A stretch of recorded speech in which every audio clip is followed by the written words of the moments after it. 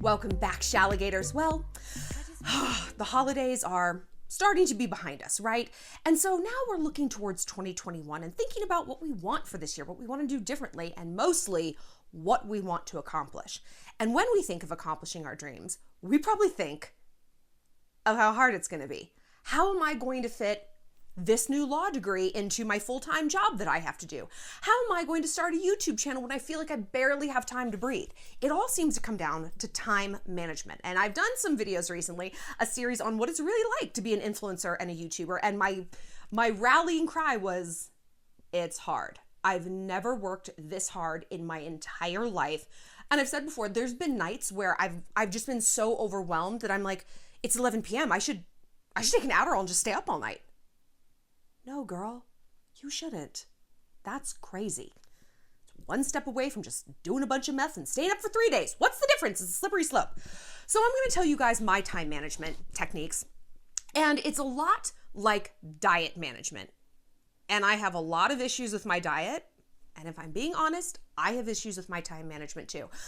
I mean, everyone does. Who among us is using our time as perfectly efficiently as we could? Well, today we're gonna get a little bit closer, but before we get into it, just wanna remind you guys, head on over to my Instagram. I recently did a post-a-pic challenge and you guys really liked it. It was like super vulnerable, and I talked about like my wedding and posted pictures of that, and I don't know, you guys really seem to like it. So head over there, it's saved under the post-a-pic story highlight. Also, shop my new merch collection. We've got some drugs. Right? We got some, speaking of drugs, got some drug themed hoodies, we've got a revenge theme, some warm blooded merch, alpha female stuff. Head on over there. I love to show you guys the new drops and stuff. Also head to my website, shallonlester.com, if you want to submit a question to me and get some one-on-one help. Also, reminder to check out our Shallywood movie club. Every month we're going to do a breakdown of a movie that we love, I love, and talk about it in a video. We're starting tomorrow with Anna Karenina, starring Keira Knightley and Aaron Taylor Johnson. It's one of my favorite films. Anna Karenina is just one of my favorite stories, period. But this version of the film, I think is just so beautiful and so heady and so lovely. And it deals with so many topics: lust, cheating, stepping outside your own identity, reinventing yourself, regret. So we're going to break that down. So join me tomorrow for that video. So time management, right? You know what phrase I hate is like, you have the same amount of hours in the day as Beyonce. What does Beyonce have to do day to day? I mean, really? She's got a nanny. She's got a husband who literally reads her menus for her because she can't really read. We've talked about this before. So I hate that comparison. It's like, Beyonce couldn't survive in my life, not the opposite. And I also hate it because it's talking about hours in the day. You have the same amount of hours. I know that I can count. What I don't seem to have is energy. My issues don't always come down to a time problem. They're an energy problem. Yeah, there's enough hours to get things done, but I poop out. We just get so tired, and that tells me we're not being efficient. Or we're concentrating our energy in ways that aren't getting a good return on investment. So the number one thing you want to do, first and foremost, write it down. Keep a log. Several years ago, I got very, very, very into fitness. I spent like $10,000 on a trainer, and it was truly the worst financial mistake I'd ever made in my life, because not only did I not get thinner, I got fatter. I got fatter. Afterwards, my husband and I went on vacation, and I was like excited to take pics, and I saw the pics, and I'm like, I literally look worse than I did. And it's because my eating hadn't changed. And I've talked before about diet, and we're going to do a diet challenge for the new year because I'm miserable. But you can't out-exercise a bad diet, right? And I was not being honest about what I was eating. And my friends were like, maybe you're eating too much. I was like, no, I'm not. Clearly I was, but I didn't keep a log. And once I started doing that, everything changed. I lost 15 pounds and I didn't work out at all. You can actually see how thin I was on the post-a-pic highlight thing. This isn't about being thin. Be whatever you want. I really don't fucking care.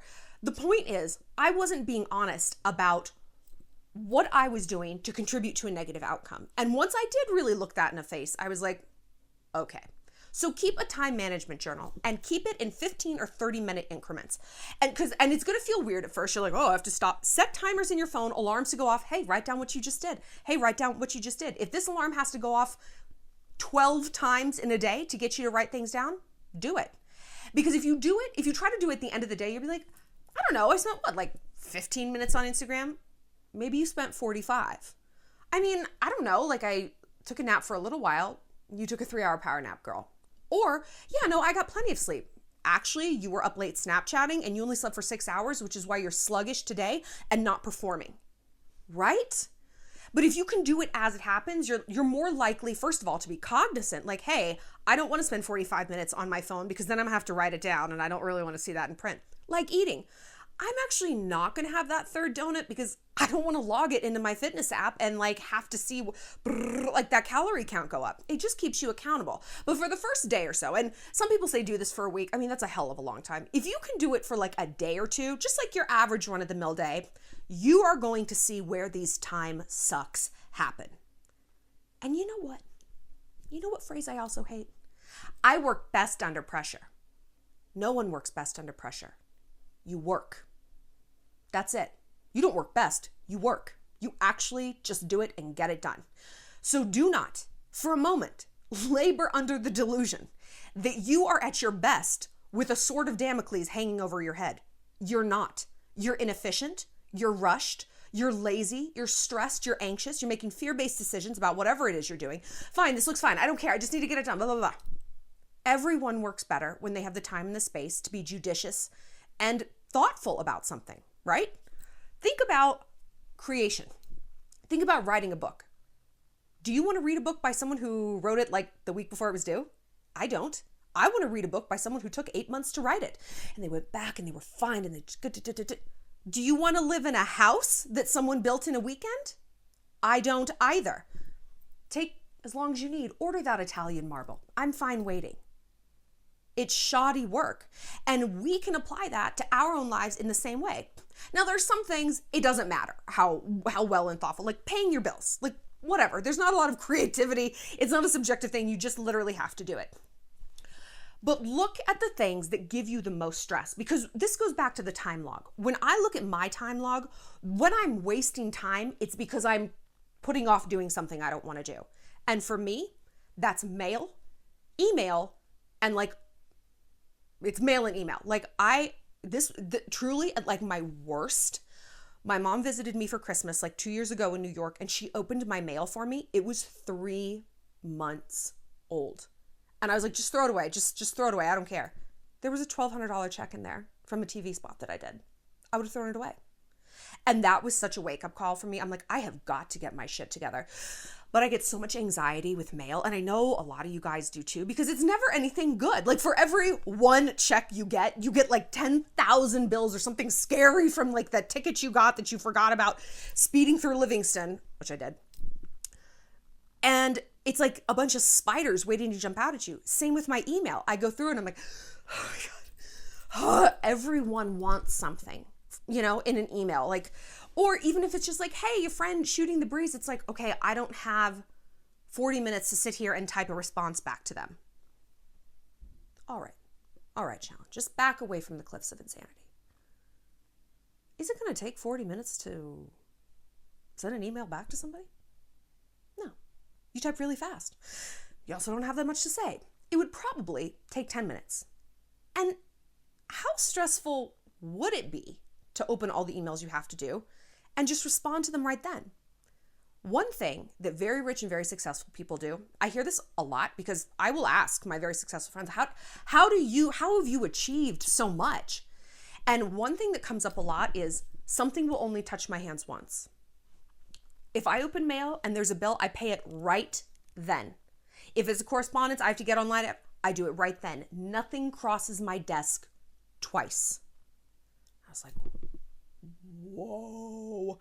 And I really try to live by that. Instead of opening an email and being like, fuck, I'll get to it later. I don't get to it later. I forget, right?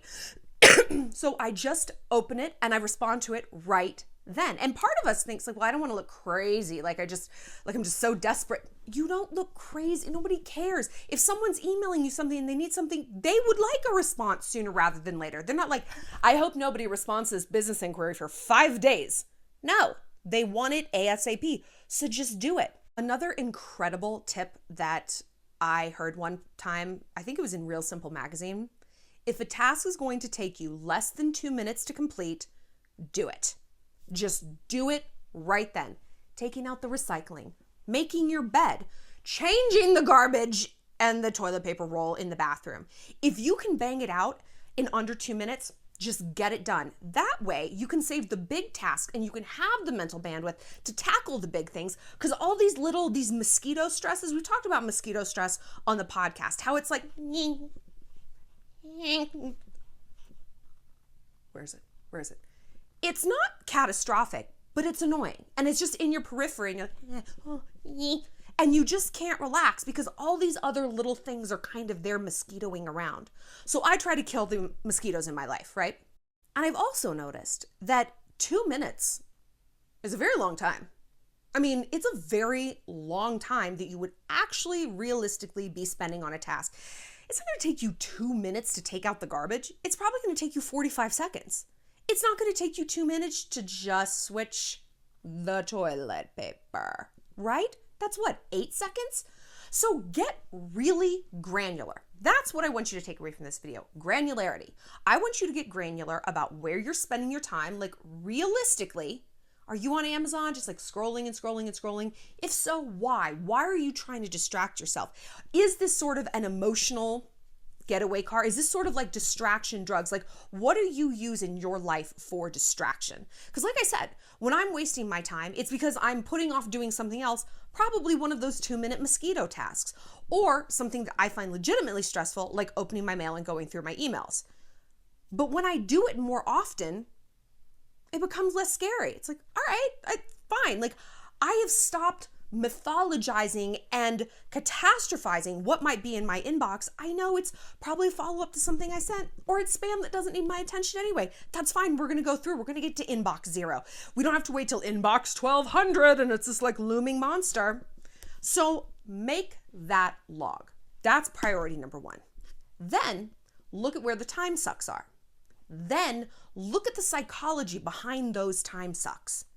Now, some of it is I'm putting things off. I don't want to do it. But sometimes it's people diverting your energy, right? It's a drain. It's like, I didn't actually want to stay up until midnight FaceTiming with my boyfriend.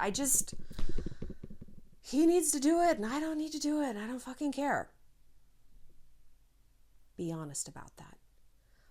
I have learned the beautiful, magical, mystical power of no.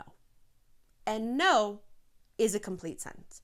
When I first started saying no to things, it was no, I can't, oh my God, I'm so sorry. And then I would make up this fanciful excuse about why I couldn't, go to brunch that I knew would be 4 mimosas and 5 hours and $80. Just, oh, I can't. And then I have to retowel the bathroom. I don't even have any towel in there, And then I was like, no, I don't want to. I can't, I don't have time. I have to be up early the next day. I'm sorry, let's do something on Thursday. I will block out 2 hours for you and that will be my reward time for doing well and all my work during the week. You need to be honest with people. Givers need boundaries because takers don't have any. And I don't want you to look at people in your life like, oh, they're a taker. But it's human nature to push people as far as you let them, especially when you don't know that they don't like this. Like one of my friends hates being on the phone. And I used to call her and she's like, I have to tell you, I hate being on the phone. I was like, oh, great. Fine. Let's text.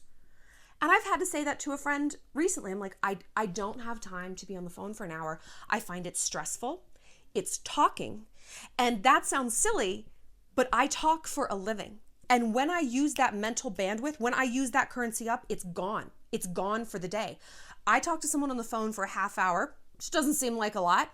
I get off the phone and I'm like, oh my fucking God. And I can't do a video. And that's money. And if I have to choose between money and pleasing someone in my life who's not paying my bills, if we have to apply a dollar value to our time sucks, that might be different. And when I started being a YouTuber, I was starting to apply dollar values. No, if I talk to you on the phone right now, or if I go out and get drunk, or if I go out and do this, I can't do a cameo, I can't do a video. That's I'm adding up the dollar amounts. It's like, okay, so this night didn't cost me $70 in mimosas. It cost me $800 in lost income. So if someone's like, hey, do you want to pay $800 to go see your friends and get drunk and shoot the breeze? No, man. No, I don't. I would rather do that in a time that I have allotted that doesn't have a financial drain associated with it. And maybe yours isn't like that concrete of a financial drain. Or you're like, well, I mean, I'm off work, what else am I doing? There's probably a lot of things you could be doing that are productive to you as a person. And maybe talking on the phone is productive. That's great. It's your specific boundaries and perimeters, and no one else should be able to tell you. But there are some things that empirically do not contribute to our lives. Scrolling through social media is one of them. It is truly one of the quickest routes to destroy your self-esteem, to follow a bunch of Instagram models and whatever. You're wasting time. You're not doing anything productive with your life. You're feeling bitter and hateful and jealous, and boom, suddenly you've become one of these trolley people who has nothing going on in their life, and you're just living online, like scrolling like a monkey on crack and like leaving hateful comments. And then a day has gone by, an hour has gone by, your week has gone by, your senior year has gone by. What the fuck do you have to show for it? Nothing. And if you're just honest with yourself, wow, you can maybe wind some of this back, get back that time, use it productively. And then Instagram could just be a fun thing you do. When you're laying on the bed after your shower, you're like, I'm gonna take 15 minutes, I'm gonna scroll, I'm gonna stalk an X, I'm gonna see what Kendall Jenner's doing, and I don't have to feel guilty about it. I've built it in. I build in loaf time. Sorry, my asthma is so bad lately. I don't know why. Like, I'm back on my inhalers. It's not Rona. And I've gone to the doctor and they're like, it's allergies. And if you have really bad allergies, like I do, not like allergies, like if you have them, you know that once you start, like once your body gets inflamed like that, you're allergic to everything, like absolutely everything. So I don't know why I'm like gasping, fighting for my life today. It's not Rona, don't worry, I have antibodies. I build in playtime. I have a room in my house, and yes, I'm going to do a house tour. I meant to put one up yesterday, but the video just, don't even get me started. I have to re-record it. I have a room in my house for napping, not for sleeping. It's not a bedroom. It's a nap room. And I go in there when I want to just unwind. I have my favorite childhood books in there. It's comfy, it's cozy, and I let myself do whatever I want. I set a timer when I go in the nap room, half hour if I can. Maybe I'm gonna nap, maybe I'm gonna scroll, maybe I'm gonna like download pictures of Hailey Baldwin to my street style Pinterest board. I can do whatever I want. And it gives me that it gives me the feeling of luxury, because what is luxury? We've talked about luxury before. Luxury is doing whatever you want, right? And we have been conditioned by society to think that luxury is diamonds, right? It's the ice, it's the floss. And it is. You feel good when you're all iced out. I feel pretty good right now. But I feel better when I'm doing exactly what I want to do. No one can tell me anything. I'm not feeling guilty. I'm just following my nose, whether I want to go in there and eat a Snickers, a full ass Snickers, or I want to listen to songs, whatever. It's my time. And then the alarm goes off, I emerge and I feel restored. I don't feel like a martyr. And when we have so much to do, it's like, I'm never gonna finish this. Blah. Or we feel overwhelmed, we feel hopeless. And we feel overwhelmed and hopeless because we're like, I don't want to do any of this. And then this whole day is just gonna be stuff I don't want to do. Okay, well, if you're more efficient, you can build in time to do things you do want to do, right? My next tip, be realistic about what you can change. It's probably not realistic to say, I'm going to log out of Instagram for a month. I'm never going to, because then you're going to crack, you're going to go in, and then you're going to go down a 90-minute, like scroll-a-thon rabbit hole. You're going to feel bad about yourself. Again, like dieting. I'm just never going to have sugar again. Yeah, girl, you probably will, and that's fine. You're allowed to. Be realistic. Be like, okay, I'm going to have a cheat day, or I'm going to have 2 pieces of dark chocolate after dinner so I don't cry, And then you can make something that's sustainable and you can feel better about yourself, because it's all about balance. We don't want to swing to the opposite side where it's like, I'm sleeping 3 hours a night and I do nothing but work. That's not sustainable either. So remember how I told you to tell people no if what they were asking of you is not realistic or serving you? Do the opposite in addition, and ask for help. If there's someone you know who might, like to organize closets, I love organizing things, and you've spent 2 weekends trying to organize something. You're like, this isn't working. My house is in shambles. Be like, hey, come over. I'll buy you pizza. I'll buy you champagne.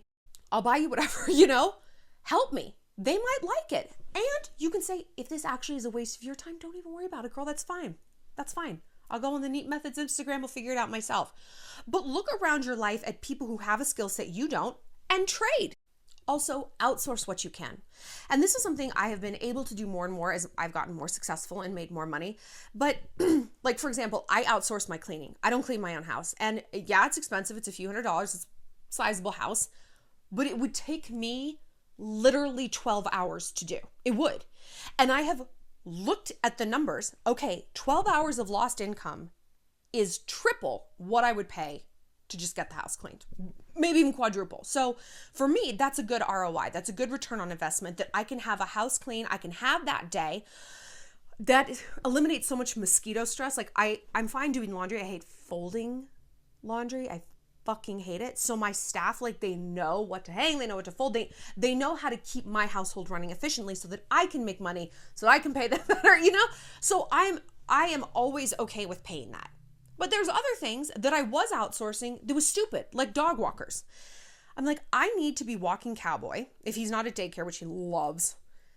It's good for me to walk him because that gives me a reset. I get some exercise. Okay, I wear my ankle weights and my leg weights. I'm being very efficient. It gives me a reset so that I recharge my batteries. I'm out in nature. I'm moving around, getting the blood pumping. So now I can come back and I can do another video or I can answer those emails. It's actually not a time suck for me to walk the dog. It's a time benefit, right? It's adding.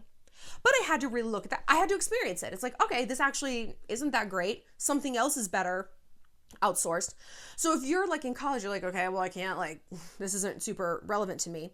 There are things you can outsource. Maybe it's, you know what? You go home every Sunday, you see mom and dad. Mom makes you a casserole. Great. You don't have to think about dinner Monday through Wednesday at school. Now you can use that time to go to the library and study and get caught up on work. Okay. Maybe it's you meal prep. Maybe it's not mama who's doing it. Maybe it's, hey, my bedding, I need to make the bed I need to figure out a more efficient way of doing this. I need to like dye my eyebrows while I'm doing my makeup. Look at that log. And last but not least, the reason I'm talking about outsourcing and efficiency is so we have the bandwidth left for those big tasks, not the mosquito tasks, the big ones where we really need all of our faculties, all of our bandwidth, all of our energy, all of our sleep. Okay, side note, truly something that helps me so much with time management is staying hydrated. I notice a huge correlation between being dehydrated and not being able to do these videos. Part of the reason I'm like gasping right now is because I'm really dehydrated. I don't know how those two things correlate, but I do see causation. I do. So just having your body be healthy, well rested, and well hydrated is going to be huge for you. So with these big tasks, because we can take care of this mosquito stuff, we got to look the law school application, the job thing, the website redesign. We got to look that in the face every so often. That's okay. I want you to embrace the suck. I want you to meet your new best friend, your friend who's going to walk with you through this journey, through these goals, through this new level of achievement. Your new best friend is pain. Your new best friend is suck. And I want you to give him a big, sucky embrace. I want you to embrace the pain. I want you to embrace the long nights, the confusion, the tricky middle. The tricky middle. What is a tricky middle? It's exciting when you set a goal. You guys, I'm going to write a book. I'm going to start CrossFit. It's exciting when you finish it, when you're looking at that book, when you're looking at the gains. It's the middle. It's the alarm going off at 6:30.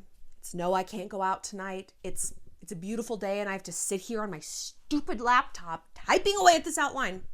It's the middle. That's when everyone wants to give up. When the parades have diminished, when the finish line seems extremely far away, how do you stay motivated?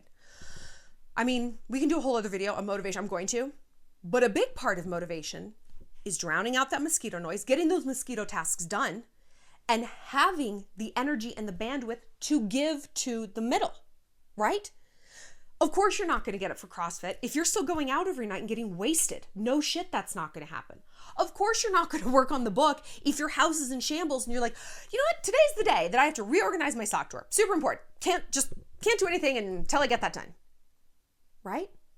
If you don't have these other things taken care of, if you're not setting yourself up for success, you're not going to be successful. These things, these endeavors, these goals we set, they don't just take care of themselves. My day, especially as someone who works from home now, I don't have a boss. I don't have anyone breathing down my neck, right? If I don't get things done, they don't get done. So I've learned to ask for help. I've learned to outsource. And a way that I ask for help, because I've talked before about there's no one I can rely on for this job. Like, it comes down to me. I rely on you guys. I ask you guys all the time, hey, this is breaking news. What's your topic? What's your idea? Because that's something that was a big time drain for me, is I couldn't come up with a topic. And I'd be like, okay, I'm going to go about my life and do my errands while I think of a topic. It's 3 p.m. It's 4 p.m. It's 7 p.m. I still don't have a topic. I still don't have a video. Clock's ticking. Breaking news is elapsing. There's a new news cycle starting. So I'm like, okay, I'm going to ask the Shallygators. You guys have wonderful ideas, and why wouldn't I want to make a video that you guys want to see? That's what the whole point is. So that really, really helps. I've learned to embrace that. I've learned to embrace the suck of not always getting to do exactly what I want to do at the precise time I want to do it. That's okay, because I'm building towards something larger. So let's go through this list. We're going to make our log. We're going to look at our weak spots and our time sucks. We're going to look at the psychology. What are we trying to outrun? Who are we trying to people please when we're getting in these time suck loops? How can we modify in a way that isn't extreme, that's realistic? How can we outsource? How can we tell people, you know what, I'm sorry, I can't do this anymore. I'm not going to be able to go to happy hour. I'm not going to be able to stay up past 11. We can only see each other Monday, Wednesday, Friday. That's something I've had to do in my relationship. Like, hey, I want to see you and I want to hang out with you, but I have to limit when we do that. If I say I'm too tired, I am too tired. And I'm not too tired because I've been fucking the lacrosse team. I'm tired because I've been working. And that is my priority. And that's something the people who date me need to know. But I'm upfront about that. Hey, you bought it. Does what it says in the tin, my dude. Okay? None of this should be a surprise to you. And so because I have those boundaries and priorities set ahead of time, it doesn't feel like a bait and switch to people in my life. Hey, they know, you know what, Shallon just doesn't stay out late. Hey, you know what, Shallon is only going to have 3 drinks. Hey, you know, if Shallon says there's breaking news, she's got to go. If Shallon says, I'm sorry, I got to excuse myself, go to the parking lot, get a video live, she's got to do that. That's okay. We know that, and we don't take it personally anymore. The year is starting over, right? Now is the time to say to people in your life, there's a new sheriff in town. There's a new regime. There's new goals I'm chasing. There's new patterns I'm embracing. There's old patterns that I'm leaving behind.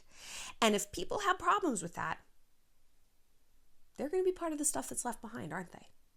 We do not need to keep dragging things that aren't serving us, whether it's our own patterns or people in their patterns, into a new year. Have we not suffered enough?